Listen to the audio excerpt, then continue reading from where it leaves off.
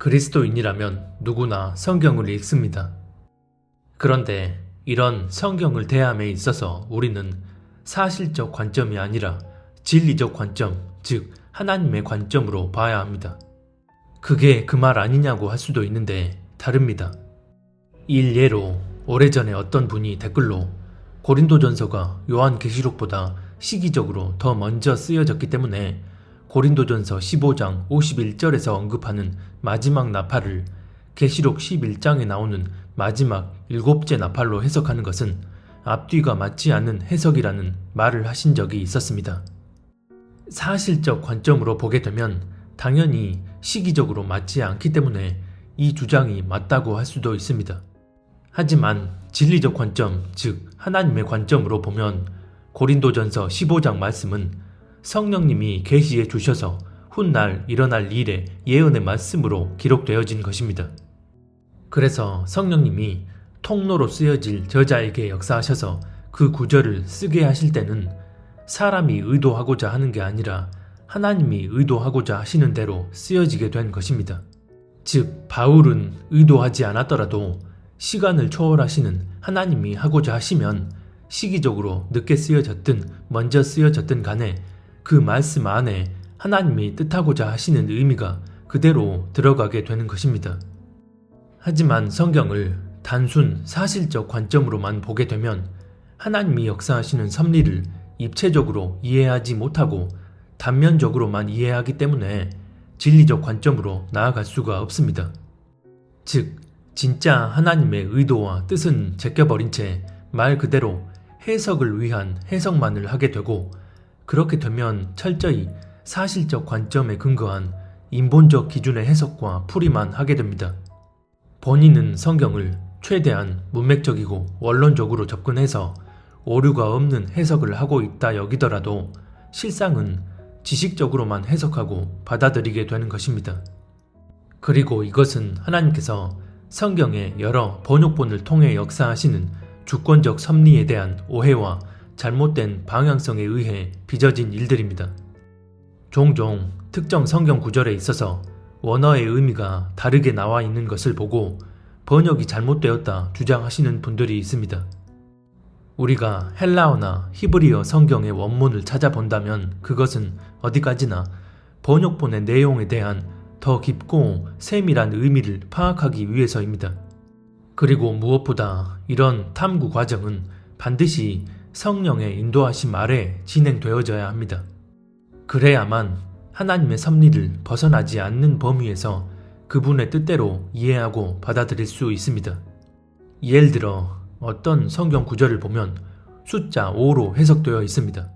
그런데 이 구절이 말하는 5가 구체적으로 어떤 깊은 의미를 내포하고 있는지를 알기 위해 원문을 찾아보았더니 1 플러스 2 플러스 2로 나와 있습니다. 이렇게 되면 번역본을 통해 단순히 5라는 것으로 이해하는 것보다 그 5가 어떻게 세부적인 의미로 이루어져 있는지를 헤아릴 수 있게 됩니다. 이것이 우리가 원문을 찾아보고 그런 원어적 차원의 접근을 통해 하나님의 섭리를 더 깊게 이해해 나가는 성령 안에서의 바른 말씀의 탐구 과정입니다. 하지만 이런 본질적 전제가 없으면 원문과 번역본의 관계에 있어서 잘못된 이해와 방향성을 추구하게 됩니다. 성경이 여러 번역본으로 나오게 된 것은 하나님의 뜻과 상관없이 성경학자들이 자기 마음대로 편찬해낸 게 아닙니다. 이 세상에는 하나님의 뜻과 상관없이 하나님의 주권을 초월하여 일어나는 일은 단 한 가지도 없습니다. 하물며 많은 그리스도인들이 이 성경 번역본들을 통해 복음을 접하고 그 복음 안에 거해야 하는 거라면 더더욱 하나님의 강력한 주권에 의해 일어난 일일 수밖에 없습니다. 그래서 하나님이 이런 번역본들을 허락하신 이유는 이 번역본들을 통해서 당신의 뜻을 드러내시기 위함입니다. 그리고 많은 외경들이 있지만 하나님께서 신구약 성경 66권만을 공식적인 성경의 범위 안에 들도록 하신 것도 같은 맥락입니다. 그래서 우리는 신구약 성경 66권에 절대적인 권위를 두고서 하나님의 말씀인 것으로 인정해야 합니다.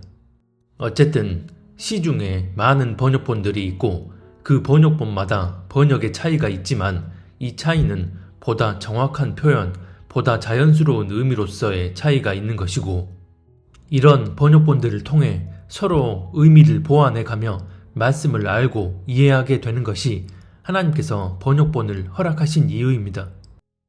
그리고 그런 번역본들을 통해서도 서로 의미의 보완이 부족한 것 같으면 원문을 살펴보는 단계로 이어지는 것입니다. 번역본의 내용에 대해 원문을 통해 더 세밀하게 고찰해 본 후 그 번역본의 구절 안에 더 깊은 의미를 담아서 우리가 받아들이는 것입니다. 그렇기 때문에 번역본과 원문의 관계 또한 이런 상호 보완적 관계인 것이고, 그 주체는 어디까지나 원문이 아닌 번역본입니다. 즉, 원문과 번역본의 의미가 서로 상이하더라도 원문의 의미를 받아들이고서 번역본이 잘못되었다 결론 짓는 게 아니라 번역본의 의미를 받아들여야 하는 것입니다. 왜냐하면 이것은 앞서 말씀드린 것처럼 하나님의 주권적 섭리에 대한 인정을 의미하기 때문입니다. 즉, 원문과 다르게 번역이 된 것도 그 안에 하나님의 섭리가 있음을 헤아리는 것입니다. 하나님께서 만물을 창조하신 후 인류 역사를 운행해 가실 때는 이미 계획하신 그 섭리 안에서 역사를 운행하십니다. 그리고 그 섭리의 역사는 하나님의 말씀인 성경을 통해 계시하셨고 반드시 그 범위 내에서 역사하십니다. 그래서 하나님이 시대를 따라 여러 번역본들을 허락하시고 사람들이 그 번역본을 통해 복음을 받아들이고 그 복음 안에서 하나님의 뜻을 따라 살도록 하신 일이 하나님께서 계획하신 그 섭리 안에서 지금껏 이루어져 온 정방향의 흐름이라는 것입니다. 이런 하나님의 섭리가 우리가 보고 받아들이는 성경 구절, 즉 번역본을 통해 이루어져 왔다는 것을 그대로 맛보아 왔는데도 원문을 통한 접근만을 절대적 기준으로 삼는다면 하나님을 신학이라는 지식체계 안에 가두어 놓겠다는 것과 같습니다. 창세기 3장에 보면 하나님께서 뱀에게 내가 너로 여자와 원수가 되게 하고 네 후손도 여자의 후손과 원수가 되게 하리니 여자의 후손은 네 머리를 상하게 할 것이라고 말씀하십니다. 하나님께서 여자의 후손을 통해 이루어내실 섭리에 대해 말씀하신 것인데, 이런 섭리가 하나님이 이미 계획하신 일이라 할지라도 그 과정 안에는 우리가 알 수 없는 여러 변수적 상황이 망라되어 있습니다. 예를 들어 여자의 후손으로서 베냐민 지파의 사울이라는 사람을 이스라엘 초대 왕으로 세우셨는데, 사울이 그만 하나님을 배도함으로 인해 그 촛대가 다윗으로 옮겨지게 됩니다. 그렇다면 이 일이 하나님께서 의도적으로 사울의 마음 안에 하나님을 저버리게 만드는 교만함을 집어넣으셔서 그렇게 된 건가요? 결코 아닙니다. 하나님은 전혀 의도하지 않으셨는데 사울이 스스로 교만함을 품고서 결국 하나님을 저버린 것입니다. 하나님은 전혀 의도하지 않은 일이었지만 하나님은 그 일까지도 이용하셔서 다윗이란 사람에게 다시 기름을 부으시고 여자의 후손으로서 이루어갈 섭리를 차질 없이 이행하십니다. 그렇게 사울에게서 다윗으로 촛대가 옮겨졌지만 다윗이 자기 부하의 아내인 밧세바라는 여자와 불륜을 저지르고 아이까지 출산하게 되었을 때 밧세바가 낳은 첫째 아이는 하나님께서 죄에 대한 보응으로 데려가십니다. 하지만 그 이후 하나님의 섭리는 어떻게 진행되어지나요? 하나님은 굳이 그렇게 불륜으로 맺어진 밧세바를 통해 여자의 후손이 이어지도록 하십니다. 인간적인 옳고 그름으로 따지면 밧세바는 다윗과 불륜 관계로 맺어진 인물이고 합법적으로 맺어진 다른 아내들도 많았는데 하나님께서 굳이 그런 밧세바를 통해 낳은 아이를 다윗의 후손이 되도록 하신다는 것 자체가 쉽게 납득하기 어려운 일일 수 있습니다. 이를 통해서도 알 수 있듯이 하나님의 섭리 안에서 전혀 의도하지 않은 상황이 연출되어졌을 때에도 하나님은 그 일들 안에서의 불완전한 통로를 통해서도 당신의 뜻이 이루어지도록 하시는 것입니다. 이처럼 하나님이 의도하지 않은 상황에서도 하나님은 오히려 그 상황을 이용하셔서 당신이 뜻하신 섭리를 그대로 이끌어 가시는데, 하물며 성경의 여러 번역본을 편찬하게 된 일이 하나님이 허락하신 바에 따라 일어난 일이라면 이것은 하나님이 뜻하신 섭리의 과정 안에서의 자연스러운 정방향적 흐름이라는 것입니다. 다시 말해 번역본과 원문 간의 차이가 있다면 그것은 우리에게 본질적인 문제가 아니라는 것을 의미하고, 그렇다면 하나님은 원문이 아닌 우리가 보는 번역본을 통해 역사하신다는 것입니다. 이것은 하나님께서 어떤 상황과 문제를 통해서도 당신 뜻대로 역사하실 수 있는 전능하신 분임을 그대로 보여주는 것입니다. 그래서 원문과 번역본의 차이가 있을 때에도 원문이 아닌 번역본의 상위적인 의미가 적용되는 것으로 받아들여야 합니다. 하지만 성경을 지식적으로 받아들이고 그런 식으로만 접근하는 이들은 겸비한 마음을 가지고 성령의 인도함 가운데 나아가는 게 아니라 자기 머리를 앞세워서 나아가기 때문에 원문에 이렇게 나와 있으니 번역본들이 잘못되었다고 주장합니다. 더 나아가 번역본의 의미를 받아들이는 사람들을 판단하고 정죄하기까지 합니다. 매사에 이런 식으로만 접근하게 되면 하나님이 역사하시는 섭리의 스펙트럼을 다 헤아리지 못할 뿐만 아니라 오히려 하나님의 섭리를 거스르고 대적하는 방향으로 나아갈 수도 있습니다. 한국인이 문법책을 통해 영어를 아무리 완벽하게 분석하고 통달했다 해도 실상은 원어민들과 대화가 안 통하는 경우가 많습니다. 오히려 외국인들은 우리가 책에서 배우는 그런 복잡한 문법을 잘 몰라도 영어 문장을 유창하게 구사합니다. 그런데 전치사가 어떻고 형용사가 어떻고 목적어는 이렇게 배치하고 등등 정형화된 문장의 구조를 나열해 놓고 그런 규칙대로 받아들이고 암기합니다. 그리고선 이런 문법들에만 집중한 채 스스로 영어를 잘 안다고 여긴다면 이것은 본인만의 큰 착각입니다. 실제론 원어민들과 대화가 통하지 않기 때문입니다.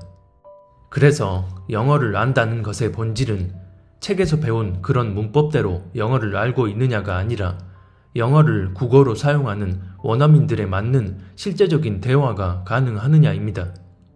성경도 마찬가지입니다. 우리가 성경 말씀을 하나님이 뜻하시는 대로 이해하고 받아들인다는 것은 성령의 인도하심과 조명하심 아래 성경을 이해하고 받아들인다는 것입니다. 허나 그게 아니고 원문만 들여다보고 또는 번역본을 일일이 대조해가며 탐구 분석해서 성경을 해석하려고만 한다면 그것은 그냥 성경을 지식적으로 이해하고 받아들이는 것일 뿐입니다. 물론 어떨 땐 그런 과정이 수반되는 경우도 있지만 그런 과정 또한 말씀의 저자이신 성령님의 인도함과 조명함 속에 이루어져야 합니다. 허나 그런 본질적 전제가 없이 자기 스스로 원문이나 번역본들을 비교 대조하고 그런 식으로만 성경을 이해하려 한다면 학문적 지식의 틀에서 절대 벗어나지 못합니다.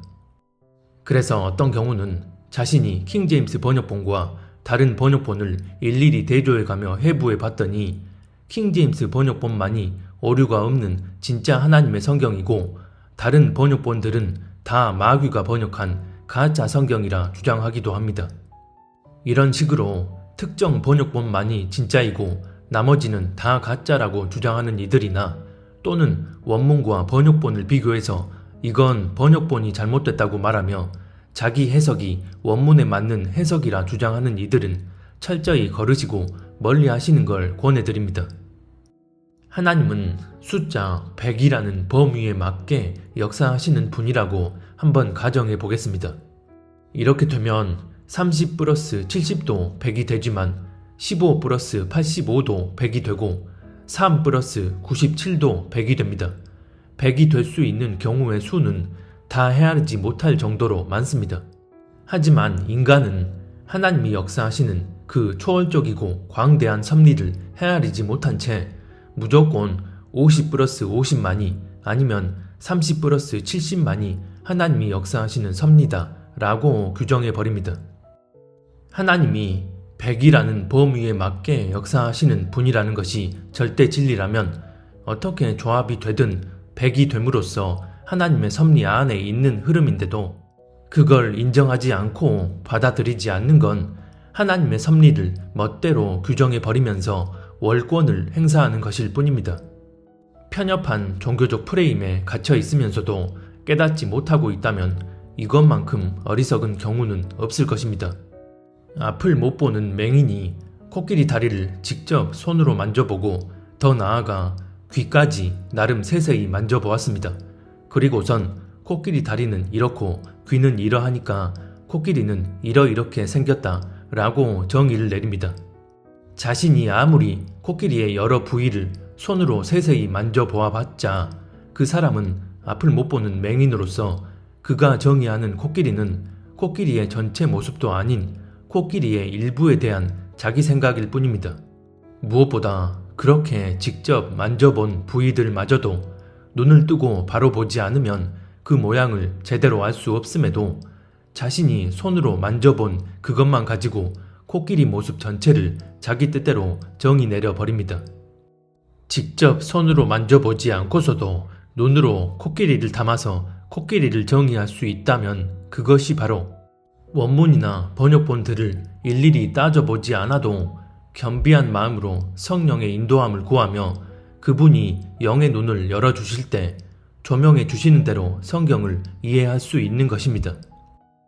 그리고 이것은 성경의 원문과 번역본들을 바라보고 적용하는 문제에만 국한된 게 아니라 성경 말씀 자체를 대하는 문제에도 그대로 적용됩니다. 예를 들어 특정 문제에 대한 하나님의 섭리가 숫자 7이라고 가정해 보겠습니다. 그런데 여기에 대해 저마다 성경 해석이 각기 다른 이유를 보면 대부분 자기가 옳다 여기는 교리적 전제를 그 내면에 미리 깔아놓고서 그런 교리를 기준하여 성경을 해석합니다. 자기 안에 내재된 교리와 부딪히는 다른 주장들, 예를 들어 누군가가 2 플러스 5는 7이라고 말한다면 자신이 믿는 3 플러스 4라는 교리에 맞게끔 보여지는 구절들을 가지고 와서 2 플러스 5라는 주장에 반박을 하는 것입니다. 여기서의 성경적 논증은 독립되어 있는 최상위 주체에 의해 나오는 완전 무결한 논증이 아니라 특정 교리에 의해 가공되어 나오는 것이기 때문에 그 논증 자체가 100% 완전한 논증이라 할 수 없습니다. 다시 말해 특정 부분에 대한 하나님의 섭리가 분명 7이 맞다고 할 때 그 7이라는 섭리 안에는 우리가 다 헤아리지 못한 더 세밀한 조합, 즉 1 플러스 6 또는 2 플러스 5, 3 플러스 4 등으로 이루어져 있음에도 본인이 믿고 받아들인 3 플러스 4라는 교리만을 기준하여 그에 따른 논리 체계로 성경을 해석하고 판단해 버리는 것입니다.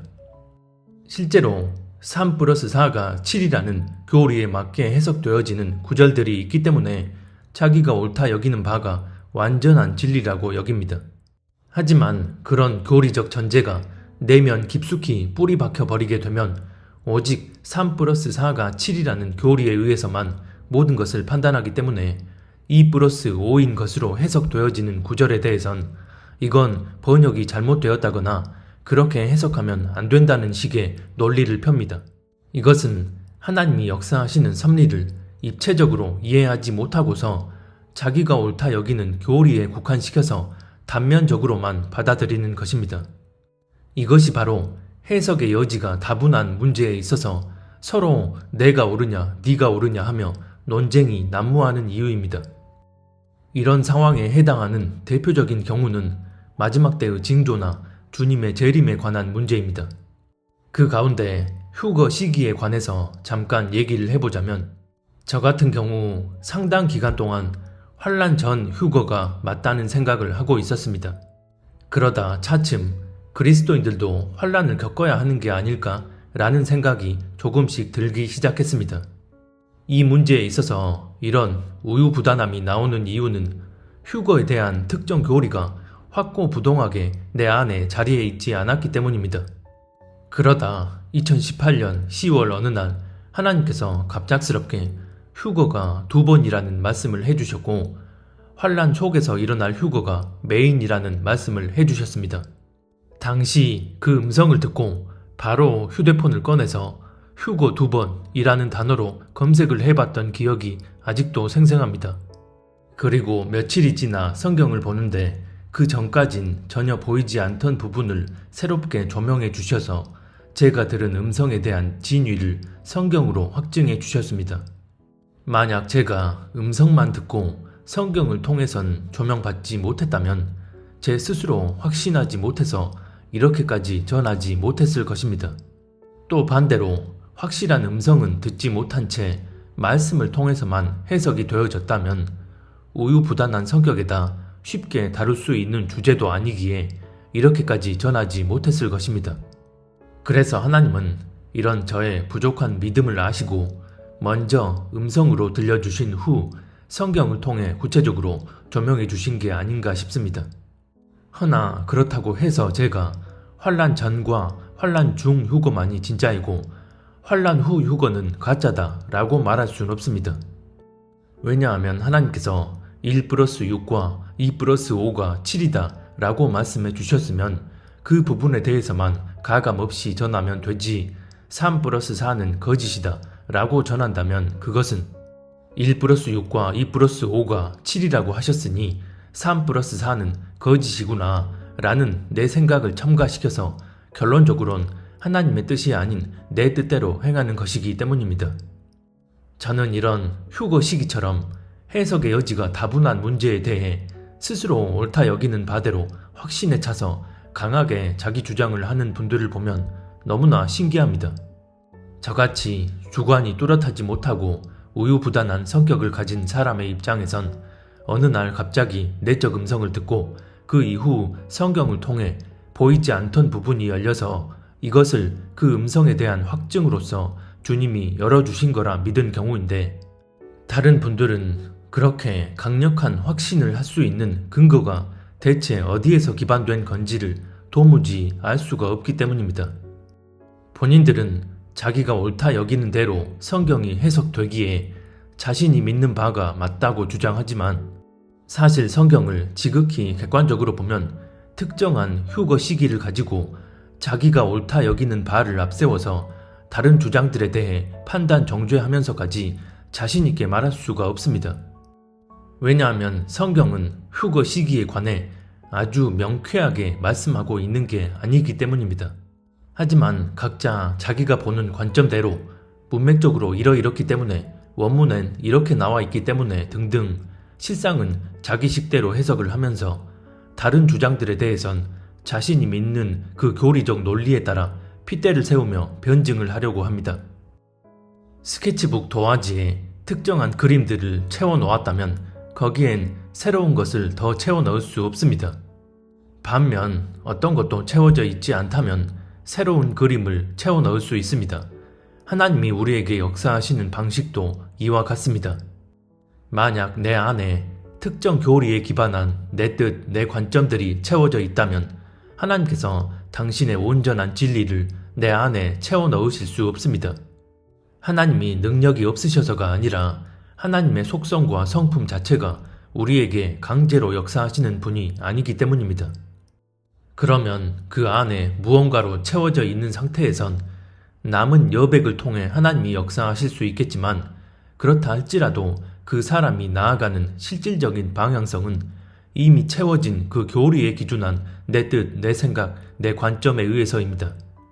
그러면 하나님의 뜻에 의해서가 아닌 자기가 옳다 하는 교리적 전제를 깔아놓고 그런 교리를 기준하여 논리를 펴는 주장들이 다 잘못되었거나 아니면 부분적인 것들이냐? 꼭 그렇지만은 않습니다. 예를 들어 A라는 사람과 B라는 사람이 있습니다. 그런데 A라는 사람은 철수라는 사람과 친분이 두텁고 전적인 친례를 합니다. 반면 B라는 사람은 영호라는 사람과 친분이 두텁고 전적인 친례를 합니다. 그런데 어느 날 C라는 사람이 1 더하기 1은 2라는 내용의 책을 발간했는데 그 얘기를 A는 자기가 신뢰하는 철수에게 듣고 B는 자기가 신뢰하는 영호에게 듣습니다. 여기서 A는 철수에게 C가 1 더하기 1은 2라는 책을 썼다 라고 듣지만 B는 영호에게 C가 1 더하기 2는 3이라는 책을 썼다 라고 듣습니다. 그리고선 A와 B가 만나서 각자 들은 내용에 대해 자기가 맞다고 주장합니다. 표면적으로만 보면 A가 사실을 정확히 아는 게 맞지만 A가 그 사실을 알게 된 경로는 자기가 믿고 신뢰하는 철수를 통해서입니다. 그렇다면 A는 자기가 들은 그 부분에 대해선 지식적으로 바르게 알고 있는 게 맞지만 실상은 당사자인 C와의 관계 안에서 진실을 알게 된 것이 아닙니다. 이렇게 되면 C가 쓴 그 책의 구체적인 다른 내용들에 대해 철수가 그 글을 쓴 당사자가 아니기 때문에 온전히 알려주지 못한다는 것입니다. 허나 그럼에도 A는 여전히 철수만이 나에게 진실을 알려준다 여기고 철수에게만 지나치게 의존하여 C가 쓴 책 내용에 대해 듣게 된다면 끝내 잘못된 방향으로 나아가 버리게 됩니다.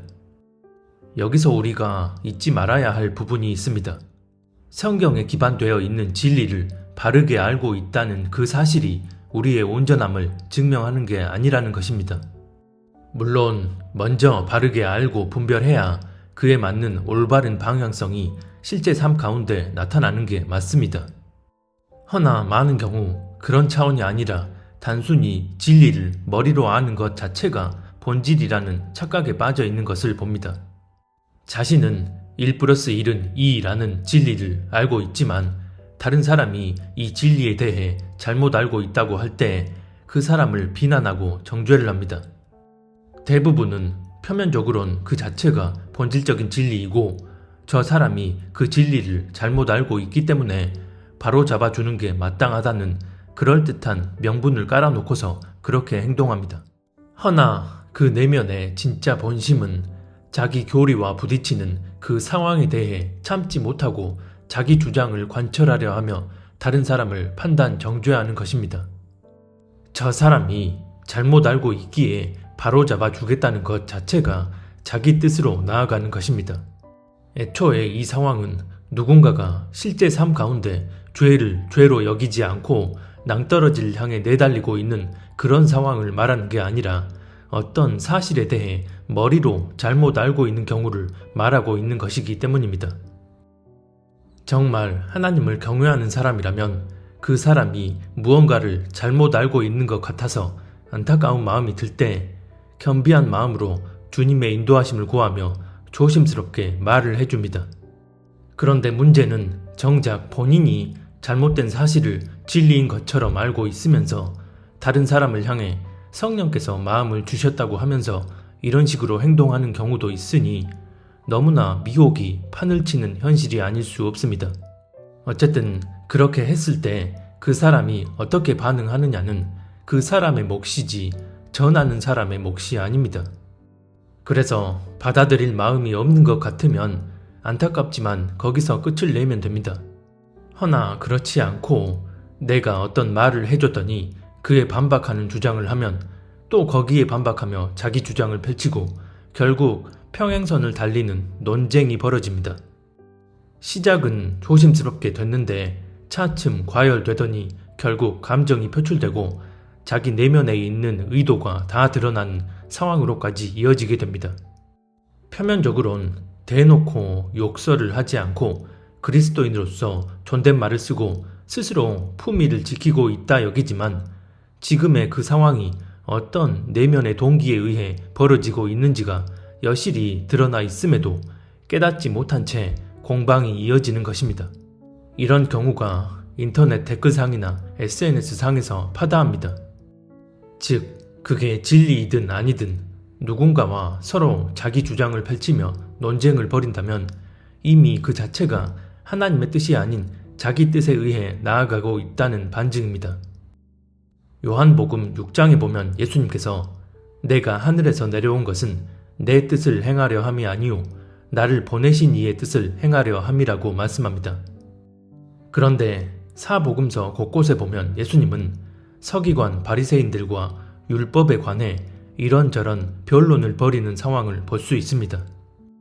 그러면 예수님도 사람들과 이렇게 논쟁을 하셨으니 우리도 그렇게 할 수 있지 않냐 라고 말할지 모릅니다. 하지만 앞서 본 요한복음 6장 말씀처럼 예수님이 하신 모든 말과 행동들은 철저히 하나님 아버지의 뜻을 따라 하신 것입니다. 그래서 이사야서 11장에도 보면 예수님에 대해 말씀하실 때 그가 자기 눈에 보이는 대로 심판하지 아니하며 자기 귀에 들리는 대로 판단하지 아니하신다고 말씀합니다. 다시 말해 그 상황에서 예수님이 하시는 말들과 서기관 바리새인들이 하는 말들이 하나님 아버지의 뜻을 따라 신약 성경에 낱낱이 기록되어지므로 훗날 성경을 보는 모든 사람들에게 어떤 교훈과 책망과 바르게 하는 의미로 전해지게 될지를 알고서 그렇게 행동하신 것입니다. 그래서 예수님이 그렇게 행동하신 것과 죄성 다분한 우리가 그럴듯한 명분으로 포장해서 그렇게 행동하는 것은 아예 차원이 다른 경우이고, 예수님도 그렇게 하셨으니 우리도 그렇게 할 수 있다는 생각은 1차원적인 생각일 뿐입니다. 자기가 믿는 교리와 상충된다고 자기 주장을 관철시키려 끝까지 따지고 논쟁하려 든다면 그것은 어떤 명분으로 포장을 했든 그 자체로 자기 의로 행동하고 있다는 증거입니다. 다시 말씀드리지만 진리를 머리로 바르게 아는 것 자체가 우리에게 본질이 아닙니다. 진리를 머리로 바르게 알고 있는 사람이 정작 실제 행동은 하나님을 경외하지 않고 스스로에 대한 겸비함 없이 자기 뜻대로 행동한다면 본인이 뭘 제대로 알고 있든 그건 아무 의미가 없어집니다. 진짜 진리의 지식을 바르게 알고 그걸 삶에 적용시키는 순간 내가 머리로 아는 그 지식은 이내 비본질로 바뀌게 됩니다. 내가 아는 그 진리를 실제 삶에 적용시켜서 하나님 뜻대로의 열매를 맺게 되면 그 진리의 지식 자체는 비본질이 되기 때문에 누군가가 잘못 알고 있다면 먼저 하나님을 의식함으로써 하나님 뜻대로 바르게 권면하듯 이야기해 줄 수 있고 하나님 뜻대로 그 사람이 나아가도록 기도해 줄 수 있게 됩니다. 이것은 그 진리 자체가 단순 지식에서 삶 가운데 본질적인 열매로 확장되어진 케이스입니다. 허나 머리로는 알고 있지만 실제 삶으로 이어지지 않는 이들은 머리로 아는 그 지식을 본질로 여기고서 누군가가 잘못 알고 있다고 해서 타박을 하고 비난을 서슴지 않으면서도 스스로 거리낌이 없습니다. 이것은 진리가 지식으로만 머문 채 그 지식 자체를 본질로 여기고서 하나님 뜻과 다른 열매를 양산해내는 것입니다. 그래서 스스로 성경을 많이 알고 있다 여기며 아무렇지 않게 다른 사람들을 지적하고 비판하기를 즐겨합니다. 한 번쯤은 멀리 떨어져서 자기 상태를 겸손히 직시해 볼 수 있어야 하는데 자기 안에 너무 깊게 빠져들어 있기 때문에 스스로에 대한 자각을 하지 못하는 것입니다. 하나님은 우리의 중심을 보십니다. 여기서 중심이란 우리 마음의 동기와 방향성이 하나님 마음에 합한지의 여부를 의미합니다. 그렇기 때문에 우리가 생각하고 말하고 행동하는 모든 것이 하나님의 마음과 뜻에 합치되는지를 통해 우리가 정말 하나님 앞에 합당한 중심을 가지고 있느냐가 결정되어집니다. 그래서 말씀을 머릿속 지식으로 아는 것에 그치는 게 아니라 그것을 내 삶 가운데 본질적으로 적용시켜서 그에 맞게 살아내야 하는 것입니다. 하지만 성경을 대하는 데 있어서 처음부터 그 동기와 방향성이 잘못 맞춰져 있기 때문에 성경을 지식적으로 이해하려 하고, 그렇게 되면 단편적인 관점으로만 말씀을 해석하려 하기 때문에 실상은 하나님이 역사하시는 섭리의 스펙트럼을 온전히 이해하지 못하고서 특정 교리 안에 매몰되어 버리게 됩니다. 주님 오시는 마지막 때에 주님은 우리에게 행한 대로 보응하겠다고 말씀하셨습니다. 지난 영상에서 자세히 말씀드린 것처럼 시대적 차원의 문제에 있어서 악을 선하다 하고 선을 악하다 하는 세상의 미혹된 흐름에 속하지 않고 하나님 뜻대로 분별하는 것은 매우 중요합니다.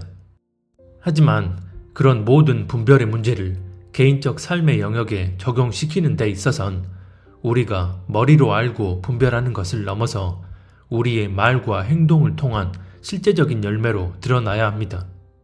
예를 들어 나는 이 시점에 휴거가 일어날 거라 믿고 실제 그게 하나님의 섭리가 맞다 치더라도 본인이 알고 있다는 그 부분을 가지고 다른 사람을 정죄하고 멸시, 조롱한다면 이것은 그 진리의 지식이 삶 가운데 아무런 영향도 미치지 못하고 오히려 독이 돼버리는 경우입니다.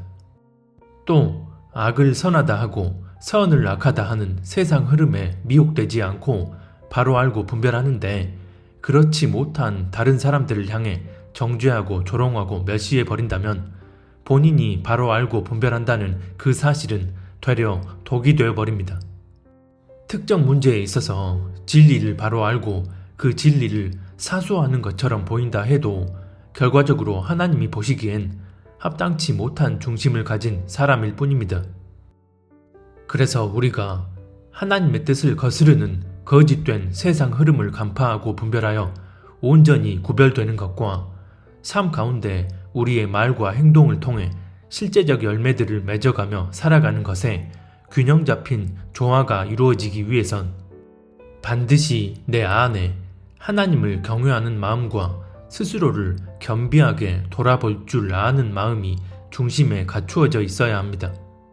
우리 주님 공중으로 강림하셔서 당신의 신부들을 취하실 때 첫 추수로 들림받을 수 있는 사람은 바로 이런 사람들입니다. 어떤 메시지가 됐든 부디 들을 귀가 있는 분들이 한 분이라도 있기를 바랍니다.